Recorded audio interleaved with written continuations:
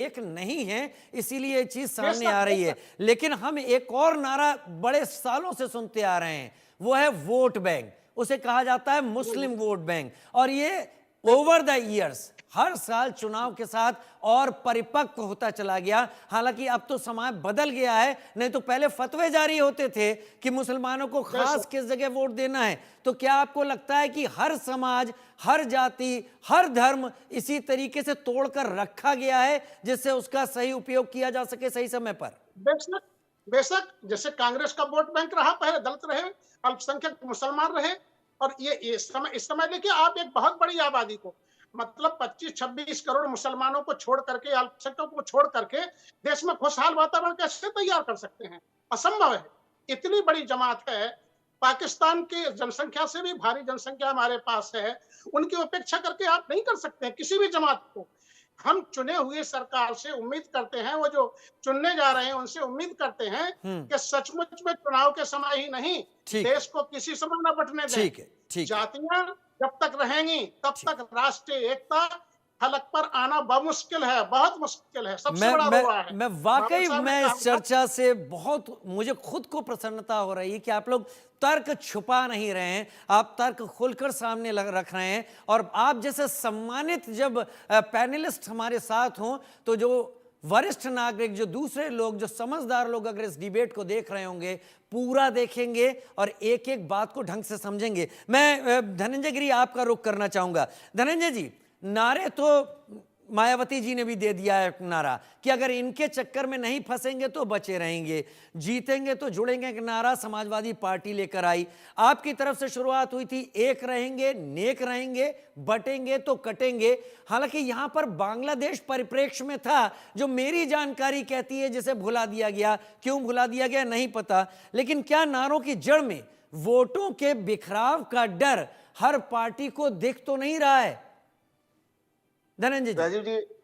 राजीव जी, पहले तो मैं प्रोफेसर कालीचरण सैनी जी की बात को अप्रिशिएट करूंगा। उन्होंने जो बातें कही बिल्कुल समय अनुकूल कही, और सच को बहुत बेबाकी से बातों को रखा। बिल्कुल ठीक कहा, आरक्षण उपकार नहीं प्रायश्चित है, और ये हम मानते हैं इस बात को। समाज बटा हुआ रहा, और लेकिन समाज की एक छोटी विकृति को लेकर के एक बड़ी विराट संस्कृति को हम लोगों को बचाए रखना है, उस विकृति को समाप्त करना है, और बिल्कुल बिल्कुल हिंदू समाज को संगठित करना है, एक करना है, और सबको अपने साथ लेकर के चलना है। क्योंकि हिंदुत्व में वो भावना है जो सभी को लेकर के चल सकती।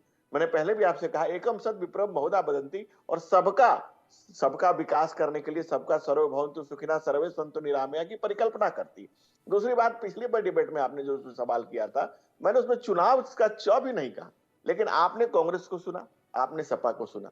चुनाव की चुनचुनाहट से बाहर कोई निकलने को तैयार ही नहीं। जैसे कह रहे हैं कि जुड़ेंगे तो जीतेंगे, किसके जुड़ेंगे भाई?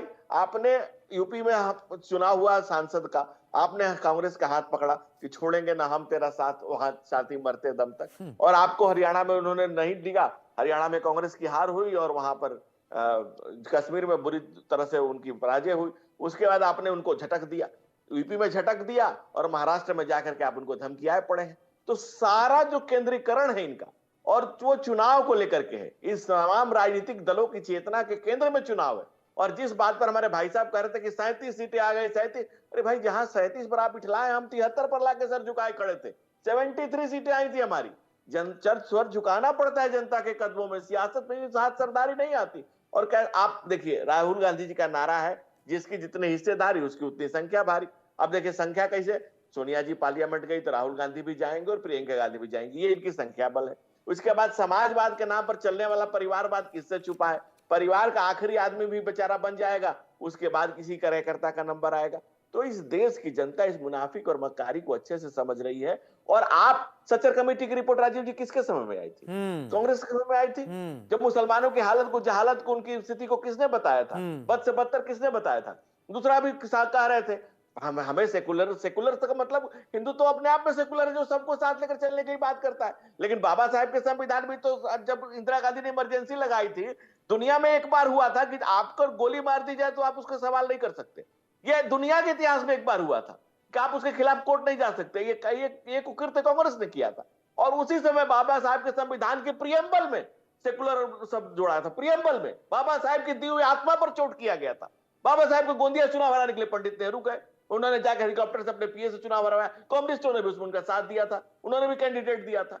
तो काका कालेलकर की रिपोर्ट को कांग्रेस ने ठंडे बस्ते में रखा, उसके बाद बीपी मंडल की रिपोर्ट को ठंडे बस्ते में रखा। राजीव गांधी ने 1 घंटा 40 मिनट का आरक्षण के खिलाफ सबसे लंबा अगर सदन में स्पीच दिया है तो आरक्षण के खिलाफ दिया, रिकॉर्ड है। समाजवादी पार्टी आज कह रहे हैं कि पीडीए में दलित, अरे हमारा प्रोपेगेंडा डेवलपमेंट अथॉरिटी है कि परिवार डेवलपमेंट अथॉरिटी, इतना तो बता दो। दलित का सुन लीजिए, दलितों के प्रमोशन का बिल सपा ने पार्लियामेंट में फाड़ा था, ऑन रिकॉर्ड फाड़ा था, पहला घटना।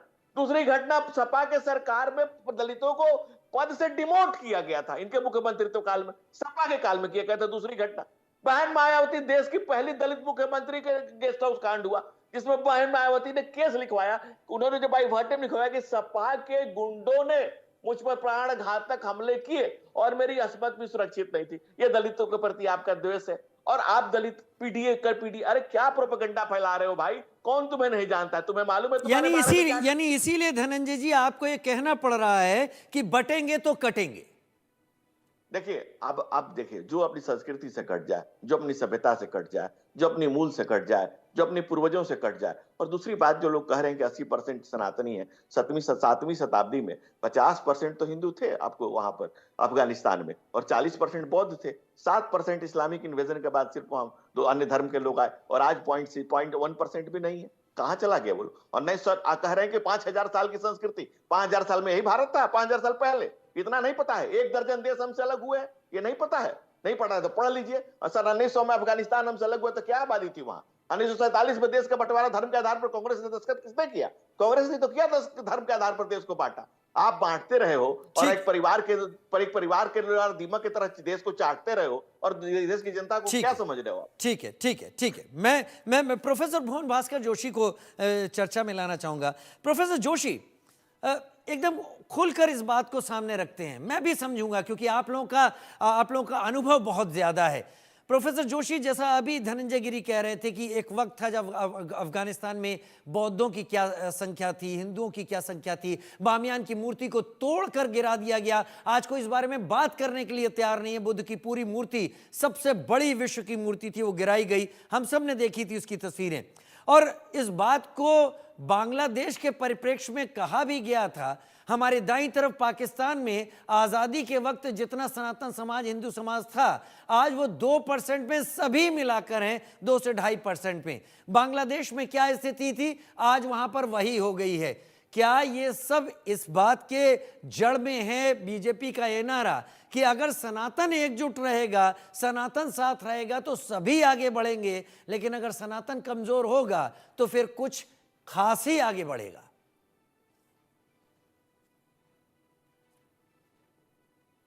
भुवन भास्कर, जो आपको अनम्यूट कर लीजिए अपने को। आवाज आ रही है? जी अब आ रही है जी।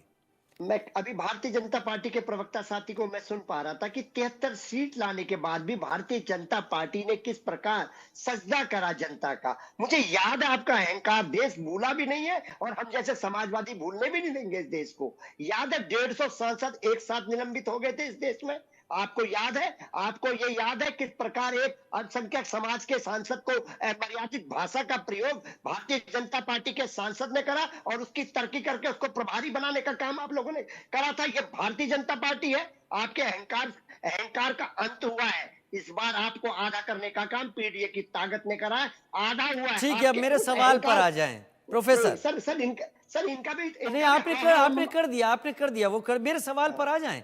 मेरे दर्शक मेरे सवाल का जवाब जानना चाहता है। मेरा सवाल बहुत साफ है, बीजेपी की तरफ से नारा क्यों दिया गया, उसकी भावना आप भी समझ रहे हैं। वो ये कि अफगानिस्तान, पाकिस्तान और बांग्लादेश ताज़ा एग्जाम्पल है। क्या बीजेपी इस नारे को इसलिए भुनाने की कोशिश में है कि भारत में सनातन समाज की जनसंख्या सबसे ज्यादा है और वो प्रभावी हो सकता है तब जब इन आंकड़ों को सामने रख पाए बीजेपी, ये बताते हुए कि जहां सनातन कमजोर हुआ वहां पर बंटने के बाद हालत क्या हुई? क्या आपको भी यही समझ में आता है या कुछ और? देखिए, भारतीय जनता पार्टी जो है डिवाइड एंड रूल की पॉलिटिक्स करती है। यही लोग हैं जिनके राष्ट्रीय अध्यक्ष जिन्ना की मसाज पे सजदा करने का काम करते हैं। आडवाणी जिनके राष्ट्रीय अध्यक्ष थे तब के, और इनको आपको याद होगा पाकिस्तान बिना बुलावे कौन जाता है वहां पर बिरयानी खाने के लिए, वो भी इन्हीं के नेता हैं, इन्हीं की पार्टी के नेता हैं। तो निश्चित तौर पे ये लोगों के हाथी के दांत दिखाने के और है और खाने के और है। लोग जानते हैं इनकी भावना को, इनकी भावना, इनकी जो नफरत का डीएनए इनके अंदर है, ये नफरत फैलाना चाहते हैं। इस नफरत का अंत यह है कि पीडी अपनी ताकत दिखाएगा और इनको आधा करने का काम करा, अब क्या साफ करने का काम 10 की 10 सीटों में हम लोग करेंगे। ये केवल 10 नहीं, 9, 10 नहीं, 9 9 अभी है, एक और है, एक हाँ, और है, सर, मैं आपको वो बता बाद दूं। में हो जाएगा उसका हाँ, चुनाव। तो लेकिन तो क्या उसका भी आपको चुनाव क्या आपको लगता है कि उत्तर प्रदेश से समाजवादी पार्टी ये हासिल कर पाएगी? महाराष्ट्र और झारखंड को अभी आप गिनती में नहीं ले रहे? मैं आपको बहुत जिम्मेदारी से बताना चाहता हूं, अभी हमारे साथी ने भी कहने का काम करा। हम लोगों ने हरियाणा में कांग्रेस की ताकत बड़ी थी, हमने कहा कांग्रेस लड़ ले वहां पर बड़े भाई की भूमिका में। यहाँ पर माननीय अखिलेश यादव जी बड़े भाई की भूमिका में, ये भी तो इनका तो हालत ही है भारतीय जनता पार्टी के कि अब्दुल्ला दीवाना और दूसरे की शादी में। अरे तुम्हारा क्या मतलब है इंडिया गठबंधन में बोलने का?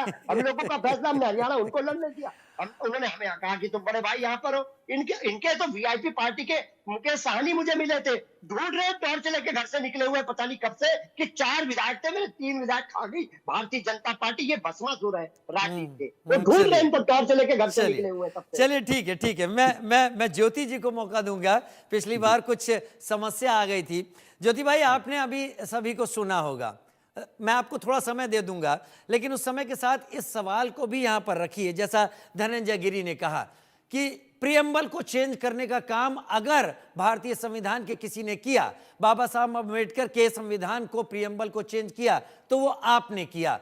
पूर्व प्रधानमंत्री इंदिरा गांधी जिस जाति गणना को लेकर, जिस जाति की बात को लेकर कहती थी, अगर ऐसा होगा तो ये समाज के लिए ठीक नहीं होगा, आज की कांग्रेस उसी लाइन पर आगे चलती दिख रही है। तो क्या इन नारों में सिमटना हम सबकी मजबूरी बन गई है, क्योंकि सत्ता के नजदीक पहुंचना है? लोकतांत्रिक व्यवस्था यही तरीका बताती है।